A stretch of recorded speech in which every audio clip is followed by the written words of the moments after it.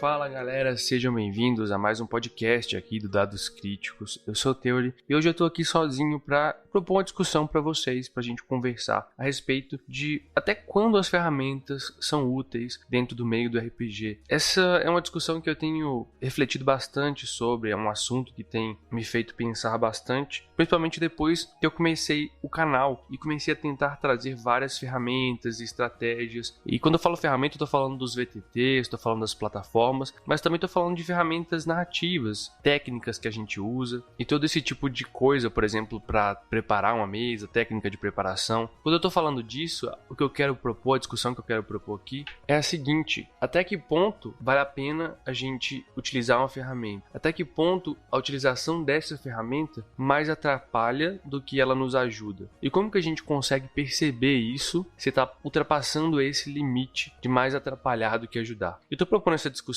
aqui porque depois que eu comecei a mestrar online usando o Roll20, usando o Foundry principalmente, eu acho que algo que todo mundo que começa a mestrar nessa plataforma digital tende a fazer é tentar automatizar o seu jogo utilizando as potencialidades que a tecnologia nos traz. Então você tenta criar macros, você tenta colocar imagens, você tenta fazer mapinhas bonitos, porque a ferramenta online ela te permite fazer esse tipo de coisa para tentar aumentar a imersão, para tentar criar um clima muito mais interessante para os seus jogadores, para a sua mesa como um todo. Só que eu comecei a pensar e a perceber que algumas vezes em específico, essa preparação e essas ferramentas, muitas vezes, elas acabavam mais interferindo, mais causando ruído do que realmente ajudando. Deixa eu dar um exemplo aqui. Lá no Roll20 eu criava várias macros para tentar agilizar os ataques e as coisas que os jogadores teriam que fazer. E muitas vezes os jogadores não conheciam muito bem essas macros, de forma que quando eles iam usar, eu tinha que explicar toda vez como que eles iam fazer para usar aquela macro, onde ela se aplicava, qual botão que ele apertava, onde que ficava na interface. E eu fui percebendo com o tempo que isso, na verdade, estava tirando o tempo da mesa. A gente estava perdendo tempo de jogo e estava cortando ali o ritmo, aquele clima, devido a gente ficar parando toda hora para resolver isso. Isso também se estendeu para o Foundry. No Foundry, nós temos ferramentas incríveis de automação para tirar o dano já do personagem automaticamente, para calcular se ele toma metade do dano ou não. Mas todo mundo sabe que as tecnologias, no geral, elas são burras, né? Elas precisam que você diga para ela o que ela tem que fazer explicitamente, senão ela vai acabar executando exatamente aquilo. Ela não vai ficar se adaptando a cada uma das circunstâncias se você não disser isso para aquela tecnologia, para aquela macro específica. E aí o que acontecia no Foundry é que muitas vezes esse cálculo de dano aí tirava mais dano do que o necessário, a gente tinha que voltar e ficar colocando. E aí eu fiz um paralelo dessa utilização das ferramentas com a própria preparação de mestre, que é algo que eu vejo muito frequente em vários livros, que é o overprep, que muitas pessoas falam nos livros aí para mestres de RPG, que é preparar demais. É uma tendência que alguns mestres têm, e eu confesso que de certa forma eu acabo tendo isso também, pode ser uma tendência minha, de muitas vezes querer preparar mais do que o necessário. A preparação, como eu já tenho dito e mostrei lá nos vídeos do Mestre Preguiçoso, ela é um dos modos de você se sentir seguro, de você se sentir que pode manter o controle da mesa e de você ter meios para te ajudar a improvisar. Eu fui percebendo isso com o tempo, eu fui percebendo que eu não precisava preparar todos os nomes de NPCs,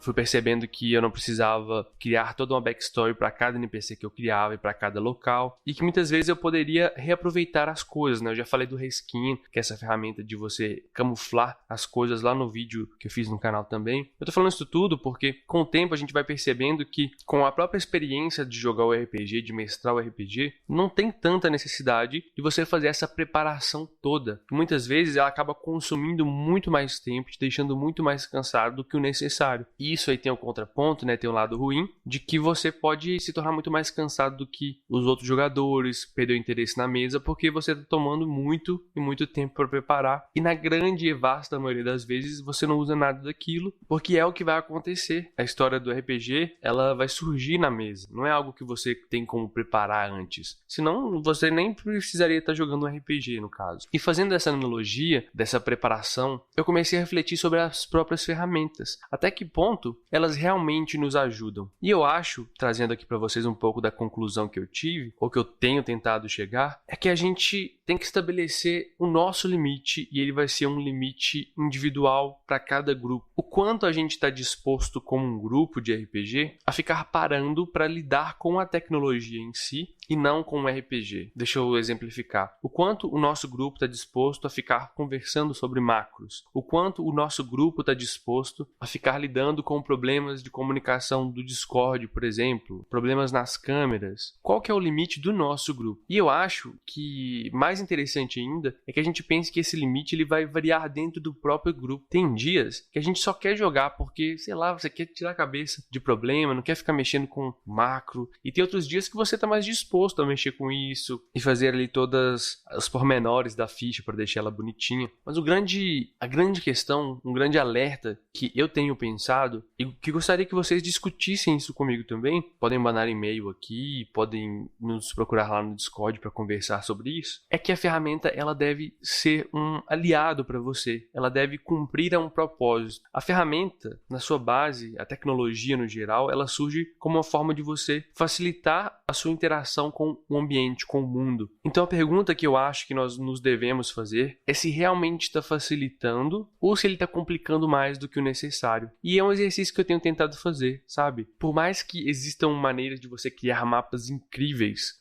usando Foundry, mapas com efeitos, com vídeos de fundo, com tokens que se movem, com tokens 3D, tem como fazer isso tudo. Mas será que todos os combates, todas as batalhas precisam realmente ser preparadas nesse nível? Isso é até uma reflexão que eu tenho feito, um exercício que eu tenho tentado fazer de algumas vezes, tentar trazer outros tipos de desafios, outros tipos de modos de interagir com o próprio combate, com o próprio RPG. Eu fico pensando, por exemplo, na exploração de masmorra que muitas vezes acontece com sistemas igual D&D Quinta Edição, Pathfinder, Tormenta, utilizando esses VTTs. Se coloca um mapa gigante ali de uma masmorra e as pessoas vão movendo os tokens e o mestre vai descrevendo o que ela está vendo de acordo com a posição do token. E eu tenho a sensação de que muitas vezes esse tipo de exploração, apesar dele trazer um pouco mais de imersão em relação ao jogador estar conseguindo ver o mapa, ele acaba perdendo muito no sentido de velocidade de jogo e muitas vezes até uma questão de, sei lá, talvez verossimilhança narrativa, porque se você tá mestrando a masmorra simplesmente no teatro da mente e a pessoa não faz um mapa, ela não tá mapeando ali, ela não tá tendo esse esforço, aquela sensação de se perder dentro da masmorra é uma sensação real. Imagina você, uma pessoa entrando numa catacumba com salas escuras, aquilo ali é um labirinto.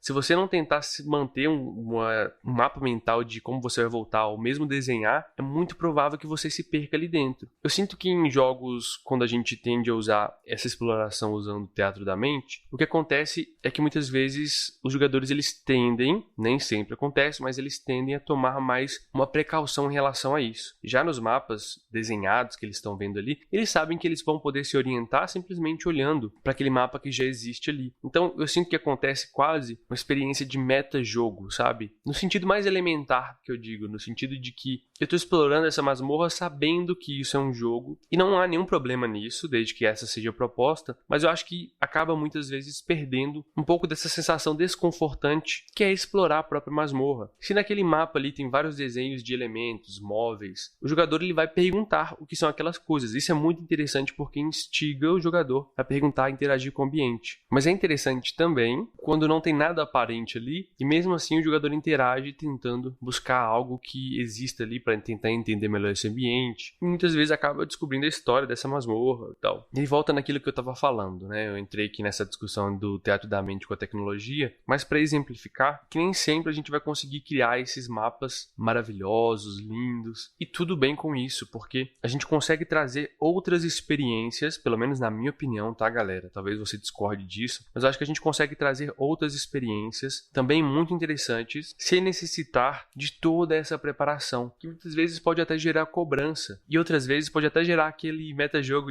no sentido de que tem um mapa é porque vai ter batalha. Não necessariamente, sabe? Tenho tentado fazer um exercício de tentar mesclar essas duas coisas, esses dois extremos, entre não preparar nada e preparar bastante coisa, tentar ficar num equilíbrio meio termo, e eu acho que esse meio termo ele é um limite que ele vai variar de mesa para mesa, ele também vai variar de tempo para tempo, de disposição para disposição. É muito interessante, eu acho, sim, um exercício legal que eu tenho feito, é de tentar mapear, né? Eu mantenho ali uma espécie de certa forma, um diário, na própria preparação da sessão, do quanto eu estava disposto com energia naquele dia que eu preparei. Isso tem me ajudado com o tempo a ver e a perceber que em dias que eu tenho mais energia, eu tendo a preparar mais porque aquilo também me dá prazer. Eu acho que faz parte desse prazer do mestre também, da diversão do mestre, preparar as coisas, né? Tem que ser algo divertido para você também, senão vai ficar maçante. E é algo que eu tenho percebido. Quando eu tô com mais energia, eu preparo melhor as coisas, mas isso não necessariamente significa, e isso é a parte mais importante dessa discussão que eu quero trazer para vocês aqui hoje, isso não necessariamente se traduz e significa que o grupo vai se divertir mais. O RPG, ele surge como um jogo que dá para você jogar inclusive sem dados, né? Quando ele surge lá, nem se tinha esses dados com a quantidade de dados que a gente tem hoje. Tem relatos ali que o Gary Gygax, ele pegava para simular o D20, uma caixinha e colocava vários resultados com papéis lá dentro. E aí tirava esse papel dali de dentro para representar o dado. Então vejam só, você não precisa nem de dados, você precisa só da imaginação e da conversa, dessas regras ficcionais que são construídas em conjunto pela conversa entre jogador e mestre. E desde assim, nesse modo mais elementar, ele já é divertido. Se a gente consegue ter ferramentas para acrescentar isso, de forma que elas realmente acrescentem, ótimo, mas que isso não se torne uma condição sem a qual não é possível jogar. Você não precisa ter tudo preparado. Acho que isso, de certa forma, é libertador. Você não precisa ter todos os mapas preparados. É lógico que uma preparação mínima você vai exigir, mas o que eu vejo muita gente me perguntando, e é por isso que também decidi trazer essa discussão aqui hoje, é muita gente se cobrando, olha, eu não consigo ter tempo para fazer todos os mapas bonitinhos igual você faz, não sei o que, não sei o que, não sei o que. Gente, isso não é necessário. Faça se possível. E principalmente não se cobre por isso. Novamente, a tecnologia eu acho que ela tem que vir para agregar, para nos ajudar, e não o contrário. Mas essa é uma discussão que ainda está em aberto e eu queria ouvir a opinião de vocês, porque ela é sempre importante. Manda um e-mail para mim aqui, é dadoscriticos@email.com e fala da sua experiência, fala de como você vê essa situação, se você concorda com essa reflexão minha que eu estou tendo aqui, ou se você não concorda, e por que você discorda, né? É importante isso também. Entre no nosso Discord também, que vai estar na árvore de links aqui no post desse podcast, e espero que, de certa forma, essa discussão aqui tenha para nos fazer refletir sobre o nosso hobby do RPG e tentar fazer com que ele evolua cada vez mais. E se eu conseguir pelo menos fazer você refletir um pouco, ótimo, que bom. Essa realmente era a intenção. E queria te agradecer por ouvir até aqui, pois já estamos fechando esse episódio. Queria lembrar a vocês, alertar, na verdade, né, um aviso, de que o próximo episódio do podcast vai ser o último dessa temporada. Eu vou tirar umas férias aqui do podcast e da produção de conteúdo no geral, das lives, dos vídeos, porque eu acho necessário também. Já tem várias coisas na gaveta lá pro canal, então acho que nesse tempo a gente não vai ficar sem vídeos no canal do YouTube, mas eu tô dando um tempo nesse sentido de tentar separar um pouco as coisas e dar um tempo também pra gente descansar, porque todo descanso é bem-vindo, ok? Então, fiquem cientes disso. Eu encontro vocês, então, no próximo episódio aqui do podcast do Dados Críticos.